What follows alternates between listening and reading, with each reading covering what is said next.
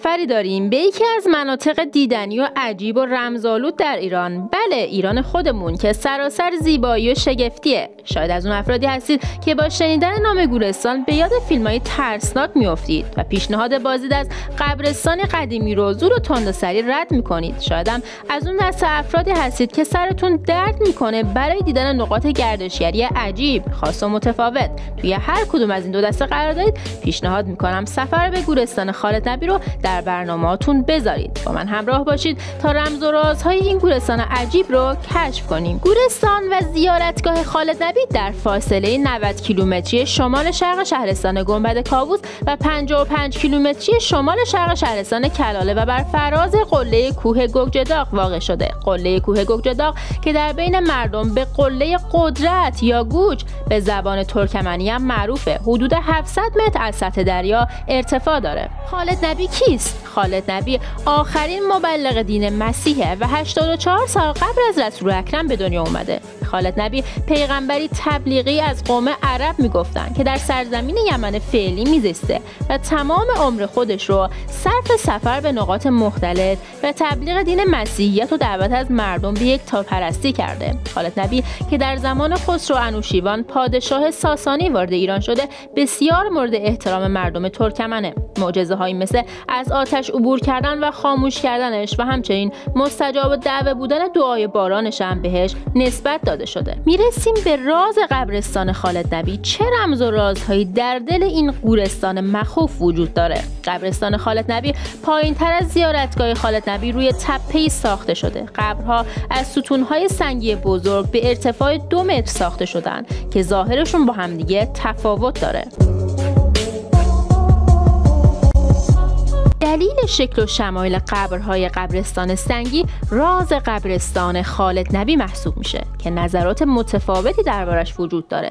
در کل سنگ قبرهای این گورستان سحرآمیز به 3 دسته استوانه‌ای یا شبیه به آلت مردانه، صلیبی یا سنگ قبرهای زنانه و کله قوچی تقسیم میشن. یکی از دلایل اصلی شهرت قبرستان خالد نبی هم وجود همین قبرهاست که مجسمه‌هایی با اشکال متفاوت در کنارشون دیده میشه. بیشتر از 600 سنگ قبر توی گورستان وجود داره و ارتفاع بعضی از مجسمه‌ها به 4 متر میرسه. این قبرها به همراه مجسمه‌هایی که بر فرازشون افراشته شدن به شکلی پراکنده روی کوه دیده میشن و بعضی هم روی تپه‌هایی به طور جداگانه قرار گرفتن. بعضی از مجسمه‌ها بلند و کشیدن و گفته میشه که نمادی از اندام جنسی مردانن و بنا به جایگاه اجتماعی صاحب قبر ارتفاعشون تا 4 متره و مجسمه‌های کوتاه هم به گفته برخی نمادی از جنسیت زنانه هستند و نمایشگر سینه و سینه‌بند زنانه.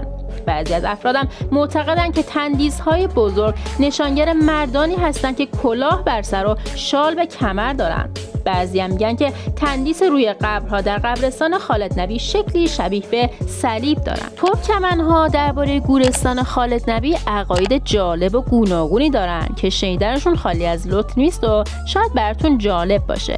به گفته برخی از اونها کوهستان حوالی گورستان جالیز هندوانه بوده و به دلیل نفرین این منطقه توسط خالد نبی هندوانه‌ها به سنگ تبدیل شدن. یکی دیگر از باورهای سنتی مردم تو این منطقه اینه که روی سنگ مزار تازه دامادی که فوت می‌کند پارچه سفید رنگ با نوارهای رنگی می‌کشن و چنین پارچه روی مزار خالد نبی هم وجود داره. حالا معلوم نیست این پارچه به خاطر جوانمرگ شدن خالد نبی روی مزارش کشته شده یا فقط برای ادای احترام و ارزشه. یکی دیگر از باورهای قابل توجه محلی درباره گورستان خالد نبی اینه که تندیس‌های شنی عجیب بدن یاران خالد نبی هستند که در زمان متواری شدن از دست دشمنان به همراه خالد نبی از طرف خداوند به سنگ تبدیل شدند تا به دست دشمنان اسیر نشوند. از جاذبه‌های اطراف گورستان خالد نبی آرامگاه‌های عالم بابا پدر همسر خالد نبی و چوپان آتا از مریدان نزدیک ایشان فاصله کمی با مقبره خالد نبی داره. یک چشمه در نزدیکی زیارتگاه وجود داره که آبش در بهار به جریان میفته و بسیار دیدنیه. به اعتقاد ترکمنها آب این چشمه شفابخشه و مردم محلی از آب این چشمه برای رفع بیماری گاو و گوسفنداشون استفاده میکنن. بعضی از بازدید کننده ها هم مقداری از آب چشمه رو به نیت شفا و درمان به عنوان تبرک میبرن. یک درخت معروف هم به نام درخت نظرکرده تو این منطقه کوهستانی وجود داره که مقابل بقیه عالم بابا واقع شده. مردم محلی معتقدن که این درخت جادوییه و حاجت‌های افراد رو برآورده و مستجاب میکنه. اگه تصمیم به سفر به این کوهستان جذاب رو دارید، بهترین زمان سفر به خالد نبی ماهای فروردین و اردیبهشت توی فصل بهاره. شما چه فکری درباره طرح این سنگوارا میکنید؟ به نظر شما فقط شبیه اندامهای جنسی مردانه و زنانه هستن؟ نظرتون رو واسمون کامنت کنید. ممنون که تا انتهای این ویدیو با ما همراه بودید. لایک و سابسکرایب شما میتونه ما رو خیلی خوشحال کنه.